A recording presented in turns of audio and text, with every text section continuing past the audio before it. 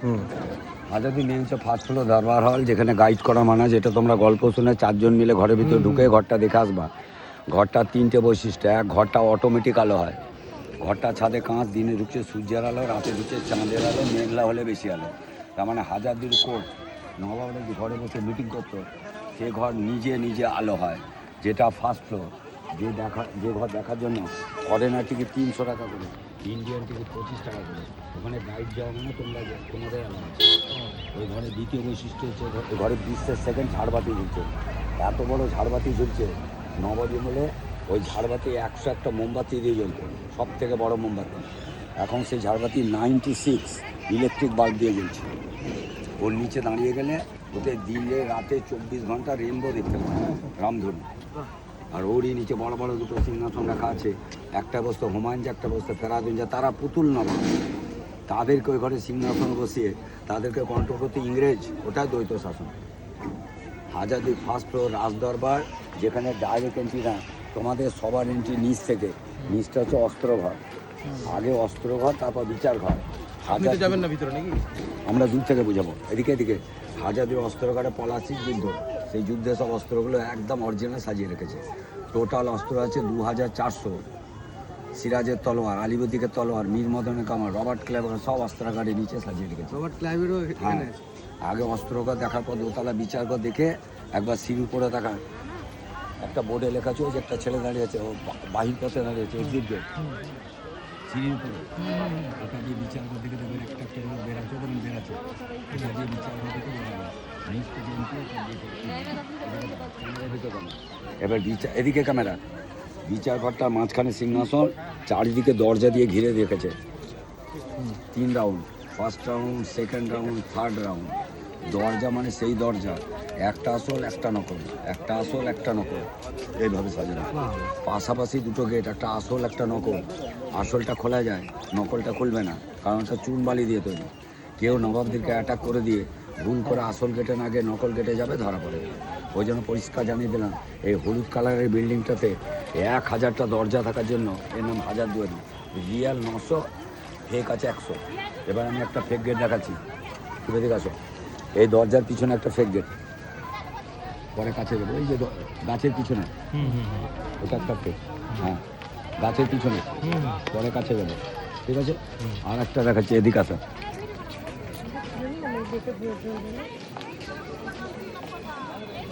যেখান দিয়ে লোক বেরাচ্ছে ওর পাশেরটা ফেক, সিঁড়ির উপরে বন্ধ করে, তার পাশেরটা দরবার রেখে তো, যে নেট লাগানো, নেট লাগানো গেটটা হাজারদুয়ারি মেন গেট, রাজ দরবারে গেট।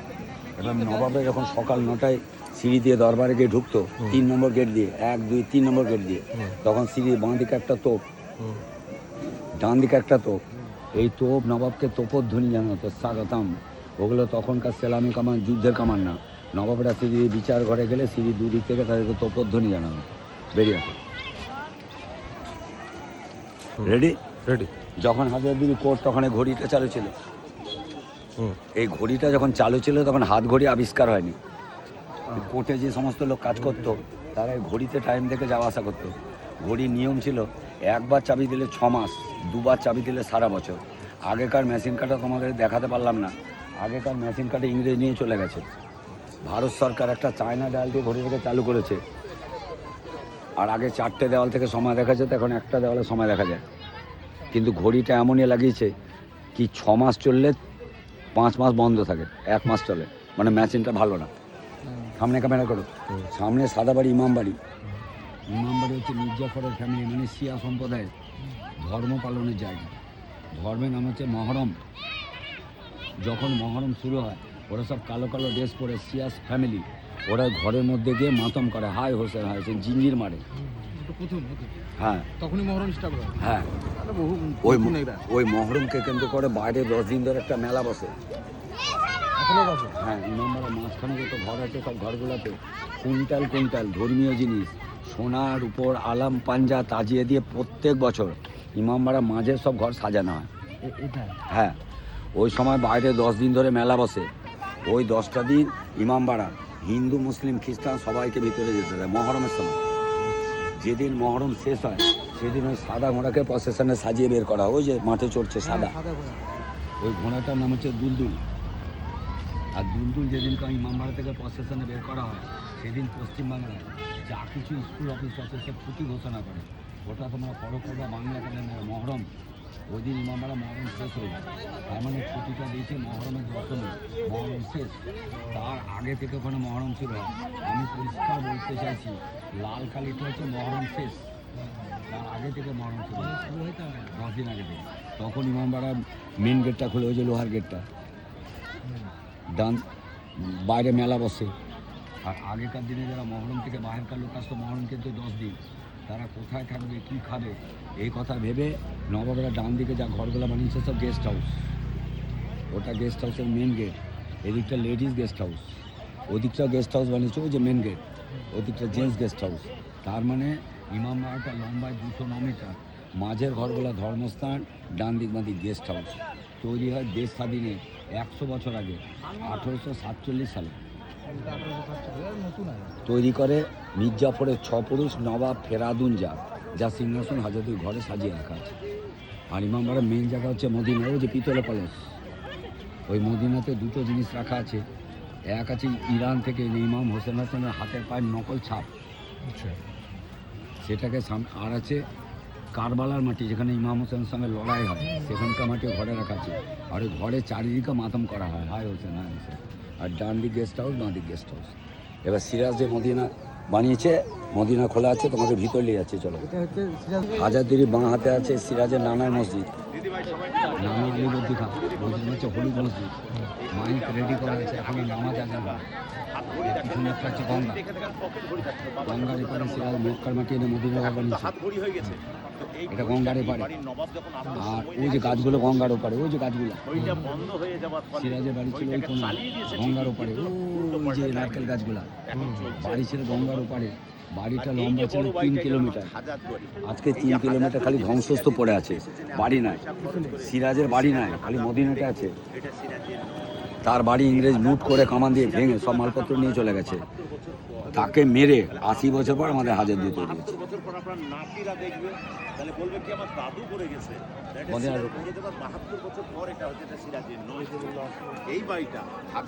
তোমাদের পরের টিপে লাইট অ্যান্ড সাউন্ড চালু রোল, এই লোহার গেটটা খুলে। আর দুলদুল যেদিনকে সকালবেলায় প্রসেশন বের করে সেদিন ওই গেটটা বন্ধ হয়, মানে মহরম শেষ হয়। আচ্ছা, আর ডান দিক গেস্ট হাউস, বাঁ দিক দুলদুল কত বয়স ওর, কতদিন ধরে আছে? দুলদুলের 5-6 বছর বয়স হবে। আবার মানে ও দুলদুল আসতেই থাকবে, ওটা মূল্য আবার আসবে। আবার একটা নাম দুলদুলি রাখবে।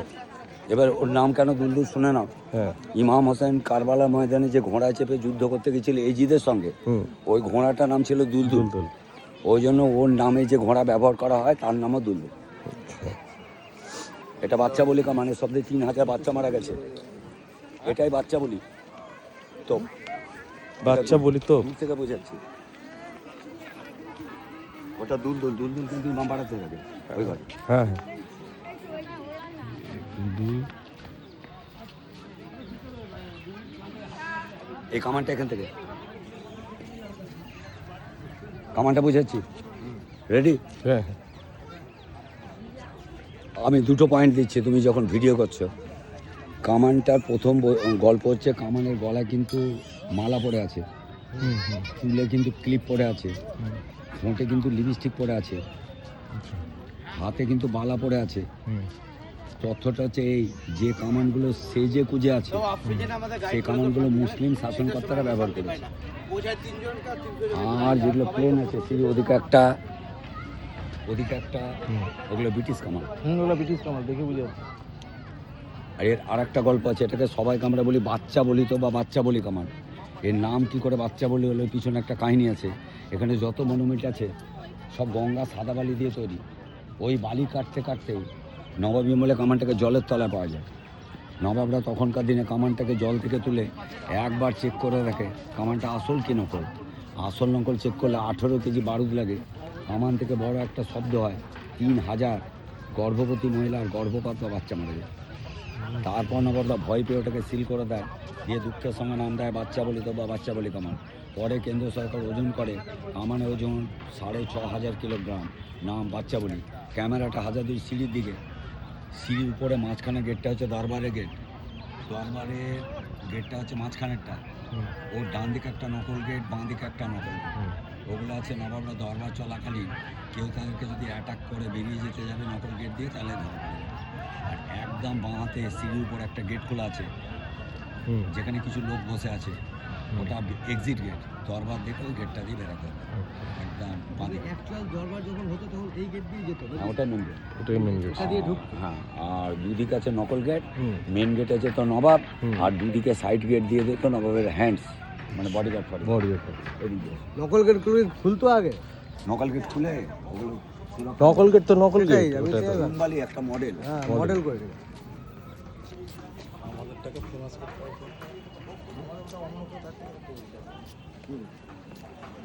তোমার কামার একটা ভালো ভিডিও দিচ্ছি।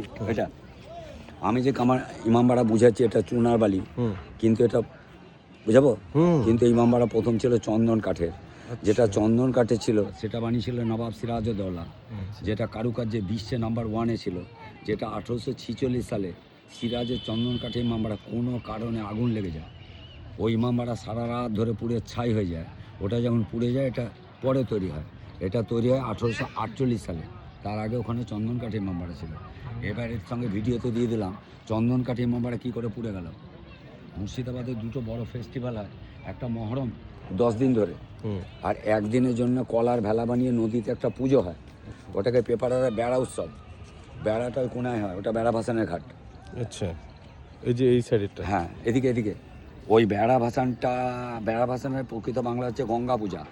আচ্ছা, নদীতে বন্যা হতো প্রত্যেক বছর, ওই জন্য বাংলার প্রথম স্বাধীনতা মুর্শিদ কুলি খান উনি নদীতে কলার ভেলা বানিয়ে একটা পুজো চালু করেছেন। আচ্ছা, পুজোটা চালু হয়েছে গঙ্গার জলদেবতা পীর খাজা খিজিরকে সন্তুষ্ট করার জন্য, যাতে বন্যা না হয়। আচ্ছা। সেই উৎসবটা এখনও চালু আছে। আগে কত নবাবরা, এখন সেটা করা আমাদের গভর্নমেন্ট অফ ওয়েস্ট বেঙ্গল থেকে। ওই একটা পুজো করতে গিয়ে, বেড়া ভাসান করতে গিয়ে নবাবের তখনকার দিনে খরচা হতো 1 কোটি টাকা। কত? 1 কোটি তখনকার দিনে। তার মানে ওই বেড়া ভাসানে বড় বড় 7টা সোনার প্রদীপ লাগতো।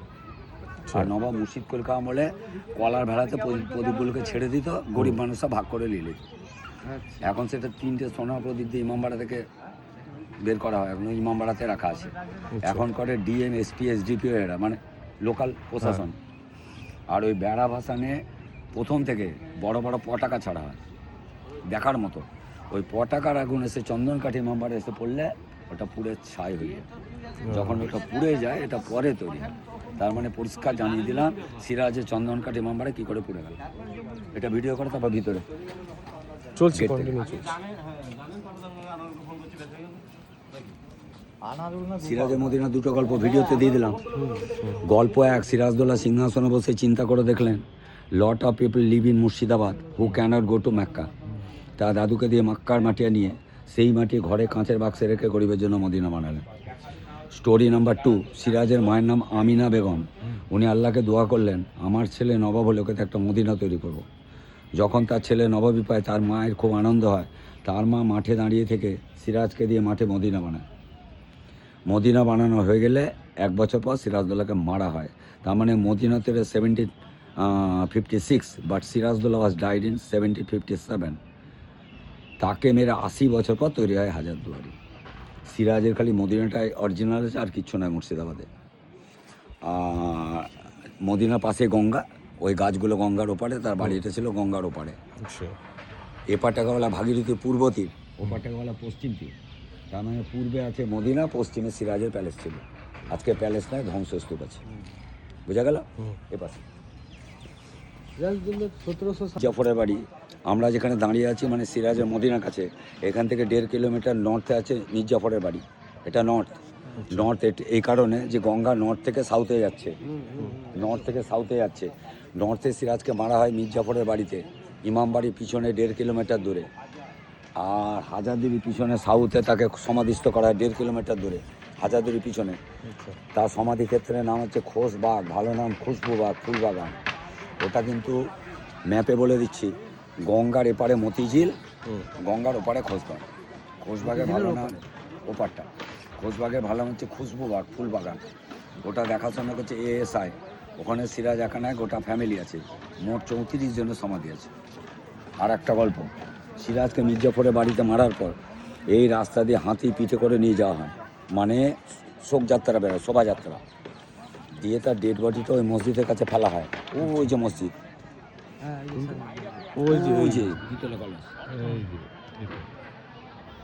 ওই মসজিদটা ইতিহাসে পাতা খুব গুরুত্বপূর্ণ মসজিদ। ওটার নাম হচ্ছে চাঁদনি চক মসজিদ। আর ওখানে ওখানে সিরাজদৌল্লার সময় বসতো চাঁদনি চক মার্কেট।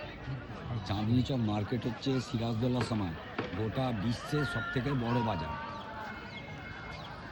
আর তার ডেড বডি এনে বাজারের সেন্টারে ফেলা হয়, যাতে লোক দেখে চমকে ওঠে যে নবাবকে মেরে দিয়েছে ব্রিটিশ, যাতে ইংরেজের বিরুদ্ধে কেউ একটা কথা বলার সুযোগ না পায়।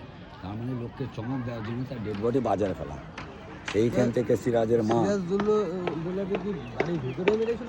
সিরাজের খণ্ড বিখণ্ড দেহটাকে বস্তায় ভরে গঙ্গার ওপারে সমাধিস্থ করেছে ঘোষবাগে। ক্লিয়ার বোঝা গেল? হাজারদুয়ারি সিরাজকে মেরে 80 বছর পরে তৈরি একটা video cassette. Hazarduari British court, মাথায় ইস্ট ইন্ডিয়া কোম্পানির লোগো দেওয়া আছে। ওই লোগোটা যদি ক্লিয়ার করে দিয়ে হাজারদুয়ারি ক্লিয়ার হয়ে যাবে। ওই লোগোটা রাইট সাইডে যে ইউনিকর্ন, ওর কোমরে একটা মজবুত চেন দিয়ে বাঁধা আছে, ওটা হচ্ছে সিরাজের পরের নবাব, তাদের প্রতীক। তার মানে ওরা পুতুল নবাব, এই যে হুমায়ুন জাফর আজম। আর বাঁ দিক আছে ইংরেজদের প্রতীক ছাড়া সিংহ। ওই লোগো ক্লিয়ার করে দিচ্ছে। এই কোর্টে দুজনের অস্তিত্ব দেখতে পাওয়া যাচ্ছে। নবাব আছে বটে, কিন্তু পুতুল নবাব। আর ইংরেজ হচ্ছে মেন ক্ষমতার অধিকার। শাসন করছে উনি কেমন? তার মানে ওটা ইস্ট ইন্ডিয়া কোম্পানির লোগো পরিষ্কার বলে দিচ্ছে নবাব আসবে, সিংহাসনে বসবে, তাকে কন্ট্রোল করতে ইংরেজ ওটাই দ্বৈত হবে। পরিষ্কার বোঝা গেছে? আমার সঙ্গে বেরিয়ে আসেন তখন, যার নামে জেলা নাম মুর্শিদাবাদ। আচ্ছা মুর্শিদ কুলি খা, আমার নাম হচ্ছে নৌশিরি বানু। তার কবর আছে মসজিদে সিরিজতলা। আর ওর পিছনে আছে কাটরা মসজিদ, ওখানে আছে মুর্শিদ কুলিকার কবর। আর ওটাই দরবার, ওই যে আলো জ্বলছে ওখানে গাইডদের প্রবেশ নিষিদ্ধ পুরোপুরি, তোমাদের প্রবেশ অ্যালাও আছে। আর দরবারের পিছন দিকটা হচ্ছে পালকি গাড়াঘর নবাব, আর নিচটা হচ্ছে অস্ত্রঘাট। তোমাদের শুরু হবে দেখা নিচ থেকে, অস্ত্রঘাট থেকে। আচ্ছা হয়ে গেল। আমি মোটামুটি বুঝিয়ে দিলাম, আসো।